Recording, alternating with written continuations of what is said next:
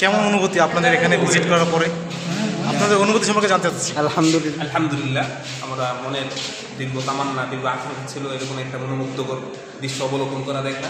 আল্লাহ পাকের অশেষ মেহেরবানি অনুগ্রহ যে আল্লাহ তাআলা আমাদের যে দীর্ঘ স্বপ্ন আমরা লালন করতেছিলাম ওই স্বপ্ন ইনশাআল্লাহ অনেকটুকু বাস্তবায়নের কাছাকাছি। ইনশাআল্লাহ আমার আরও অনেকক্ষণ থাকার ইচ্ছা, প্রায় আসা পর্যন্ত।